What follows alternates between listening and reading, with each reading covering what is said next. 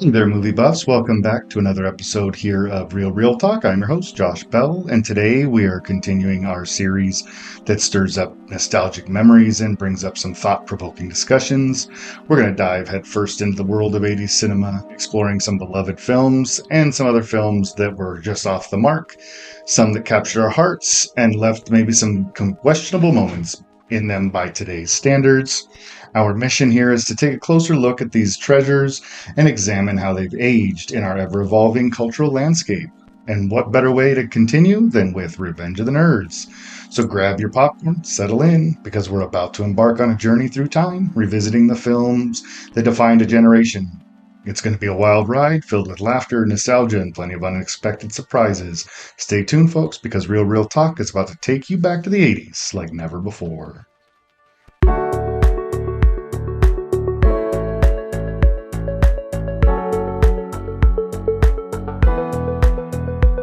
So let's dive right into the plot of Revenge of the Nerds. Picture this, a group of misfit college students, ostracized by the fraternity jocks, that band together to form their own fraternity. Led by the charmingly nerdy Lewis and his trusty sidekick Gilbert, they embark on a quest for acceptance and respect. Along the way, they encounter all sorts of obstacles and challenges, from clashes with the jocks to navigating the complexities of college life. But through sheer determination and ingenuity, the nerds refuse to back down. As tensions rise and the stakes get higher, Lewis and his fellow nerds decide to take matters into their own hands. They use their intelligence and resourcefulness to outsmart their rivals and prove that they're more than just social outcasts. Of course, no underdog story would be complete without a few twists and turns along the way. From hilarious pranks to unexpected alliances, Revenge of the Nerds keeps audiences on the edge of their seat from start to finish. In the end, it's not just about winning the battle against the jocks. It's about finding acceptance and embracing who we are, flaws and all. And that's a message that resonates with audiences then, as they do even now, decades after the film's release. Next up, we'll look at the soundtrack.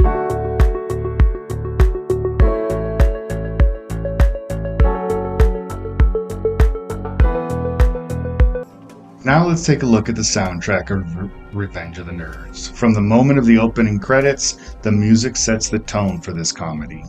The soundtrack features a blend of catchy 80s pop tunes, some funky synth beats, and memorable music numbers that perfectly complement the film's quirky humor and overall lighthearted tone. One standout track is the iconic We Are the Champions by Queen, which plays during a pivotal moment in the film's climax. The triumphant anthem captures the spirit of the nerds' journey, and it underscores their quest for acceptance and victory against the odds. In addition to Queen's powerhouse ballad, the soundtrack also includes other hits from the era, such as Everybody Wants to Rule the World by Tears for Fears and One Foot in Front of the Other by Bone Symphony. Each song adds depth and dimension to the film, enhancing those key moments and elevating the overall viewing experience. Whether it's the upbeat rhythms of a party scene or the emotional resonance of a heartfelt moment, the soundtrack of Revenge of the Nerds leaves a lasting impression on audiences, especially towards the beginning when we hear Burning Down the House by Talking Heads. It's a little on the nose, but it fits the scene perfectly. So the music of the film is more than just background noise. It's actually integral to the part of the film's identity and its charm. It's a testament to the timeless appeal of 80s music and the ability to capture the spirit of the entire era. Next up, we'll take a look at some of the thematic elements that appear throughout the film.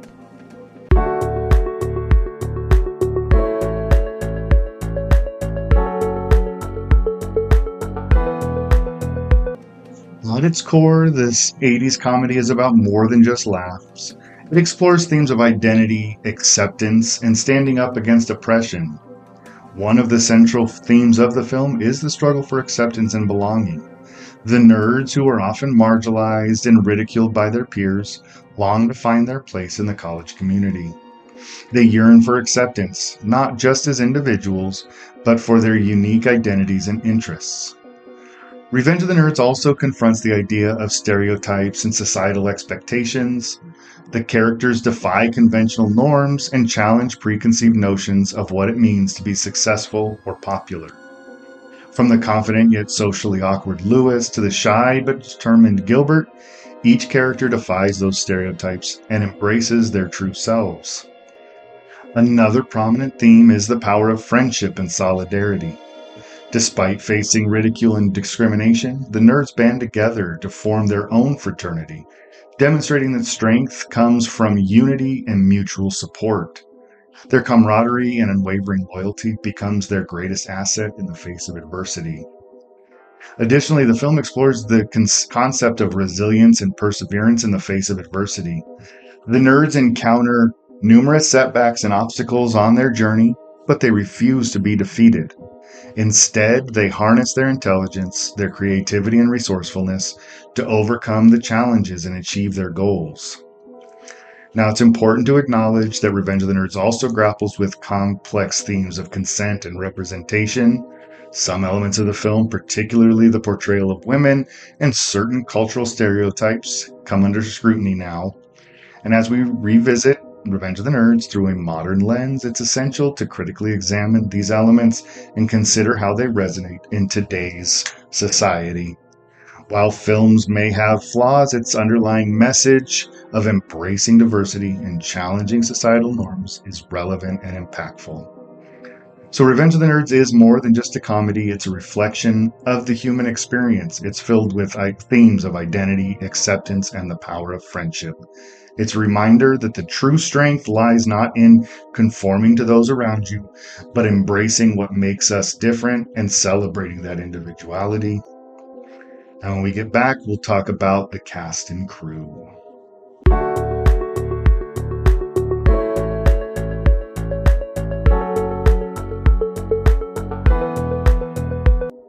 So let's shine a light real quick here on the complete cast and crew of the film. This ensemble brings Revenge of the Nerds to life with their talent, dedication, and a creative vision. At the helm of the film is director Jeff Canoe, whose keen eye for comedy and storytelling helped shape the iconic look and feel of Revenge of the Nerds. Canoe's direction brought a fresh and irreverent energy to the screen, capturing the essence of 80s college life with heart and humor. Leading the cast is Robert Carradine, who portrays the endearing and relatable character of Louis Skolnick. Carradine's performance as the quintessential nerd resonated with audiences, capturing the struggle and triumphs of being an outsider in a world obsessed with conformity. Alongside Robert is Anthony Edwards, who shines as Louis's loyal friend and sidekick Gilbert Lowe. Edwards brings warmth and sincerity to the role, grounding the film with his understated charm and genuine humanity. Rounding out the ensemble are memorable performances from actors like Curtis Armstrong as the lovable Booger, Timothy Busfield as the charmingly nerdy Poindexter, and Ted McGinley as the quintessential jock, Stan Gable. Each actor brings a unique energy and personality to the respective roles, elevating this film with their comedic timing and their chemistry. And then behind the scenes, the creative team that worked tirelessly to bring the world of nerds to life, from costume designers to set decorators, makeup artists to sound engineers, every member of the crew plays a vital role in shaping the film's visual aesthetic and atmosphere. Not to be forgotten are the writers Steve Zacharias and Jeff Buhai, who crafted a screenplay that balances humor, heart, and social commentary. Its witty and clever dialogue infused the film with a sense of charm that continues to resonate to this day. As we celebrate the cast and crew, it's important to recognize their collective contributions to the film's legacy. Their talent and dedication brought laughter, joy, and inspiration to countless moviegoers around the world, leaving an indelible mark on the landscape of 80s cinema. The complete cast and crew are the unsung heroes behind a film's success. Their passion, creativity, and commitment to the story brings the beloved comedy to life, earning its place in the annals of our cinematic history. Now up next, we will talk about why this film probably couldn't be made today.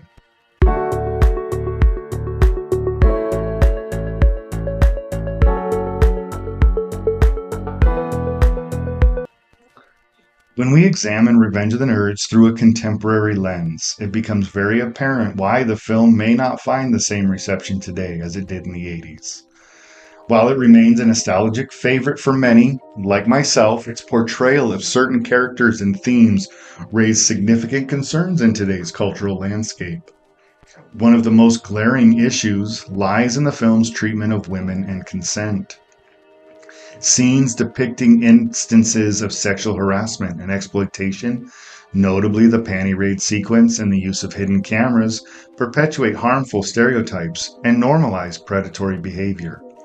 In a society increasingly attuned to issues of consent and sexual misconduct, such depictions are deeply troubling and out of step with modern sensibilities. Additionally, Revenge of the Nerds relies heavily on outdated stereotypes and tropes, particularly in its portrayal of racial and cultural minorities.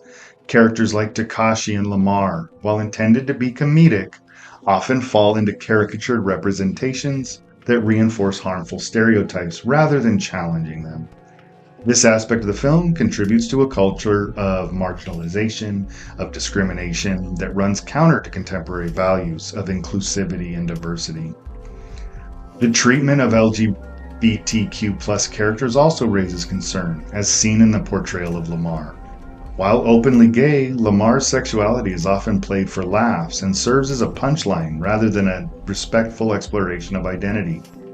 This perpetuates harmful stereotypes and contributes to a culture, again, of that marginalization and discrimination within their community. The overall tone and humor of Revenge of the Nerds may not resonate with contemporary audiences who are more attuned to issues of social justice and inclusivity. Jokes and gags that were acceptable in the 80s are now viewed as offensive or insensitive, reflecting a shift in cultural attitudes and values. Perhaps the most controversial aspect of the film is the infamous quote-unquote rape scene between Lewis and Betty Childs. Lewis' deception and manipulation of Betty under false pretenses raised serious concerns about consent and boundaries. The scene trivializes the issue of consent and treats it as fodder for comedy, undermining efforts to combat rape, culture, and perpetuating harmful stereotypes about women's agency and autonomy. While The Revenge of the Nerds may hold nostalgic value for many, its problematic portrayal of characters and themes make it difficult to imagine the film being made today. As society continues to evolve and progress, it's essential that our media and entertainment reflect and uphold ethical standards of behavior, particularly when it comes to sensitive topics like consent and sexual violence. Now, to lighten things back up, when we get back, we'll talk about some trivia that I found.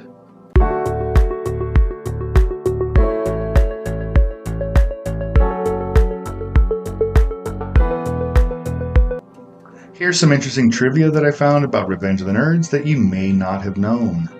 First off, did you know the iconic character of Booger, played by Curtis Armstrong, was originally supposed to be a Southern frat boy? It wasn't until Armstrong auditioned for the role that the character was rewritten to fit his unique comedic style. Another interesting tidbit in the film is the producers initially wanted Anthony Edwards, who played Gilbert, to audition for the role of Lewis. However, Edwards felt a stronger connection to the character of Gilbert and insisted on auditioning for that role instead. It's a testament to his intuition as an actor, as his portrayal of Gilbert remains one of the film's standout performances. Speaking of standout performances, did you realize that Revenge of the Nerds features an early appearance by none other than John Goodman?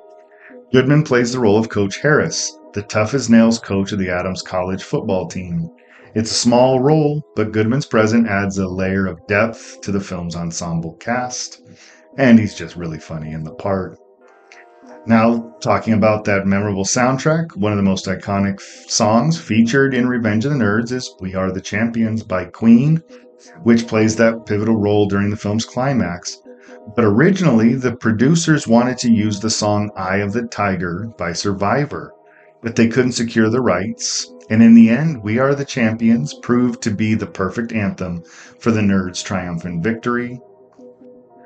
And last, the impact on pop culture. Revenge of the Nerds inspired a generation of underdogs to embrace their uniqueness and stand up against bullies.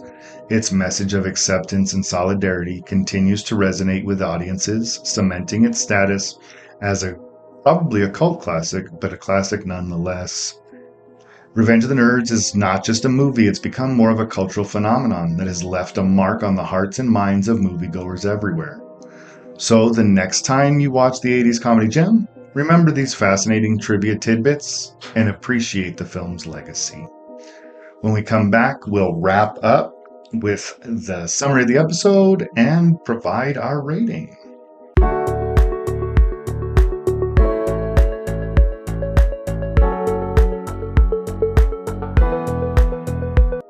Now, as we come to the end of our discussion of Revenge of the Nerds, it's clear that this classic 80s film holds a special place in the hearts of many viewers.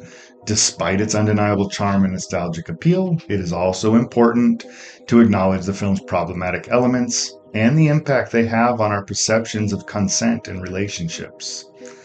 Throughout our conversation, we've explored the film's themes, characters, and cultural significance, examining both its strengths and its shortcomings. From its memorable soundtrack to iconic performances, Revenge of the Nerds remains a defining film of its era, capturing the spirit of underdog triumph and camaraderie. However, it is crucial to recognize that the film's portrayal of sexual harassment and exploitation is troubling and out of step with contemporary values of consent and respect. While we may enjoy the film for its humor and nostalgia, we also must confront the uncomfortable truths it presents and strive for greater accountability in our media and entertainment. With that said, our rating for Revenge of the Nerds is a solid 8 out of 10. While we appreciate its cultural significance and comedic brilliance, we just try not to ignore those problematic aspects that tarnish its legacy and try to open up a dialogue and have a discussion about why this wasn't okay then, just like it isn't now, but it was accepted. And it's important to reiterate that while I enjoy this movie, I understand the problems with it and do not in any way condone the sorts of sexual harassment and assault portrayed in the film. As we continue to engage with media and entertainment, I try to do it with a critical eye and a commitment to fostering a culture of respect and inclusivity. So that's it for today. Before we wrap up, just want to remind you that we love hearing from you. Whether you have comments, questions, or suggestions for future episodes, you can reach out to us at therealrealtalk@gmail.com. You can follow us on Instagram and Threads at RealRealTalk for more behind-the-scenes content, trivia, and updates. And speaking of future episodes, join us next time as we continue our series on 80s classics with a dive into the Gutenberg film Short Circuit. Get ready for more nostalgia, laughter, and hopefully some insightful discussion as we explore this beloved tale.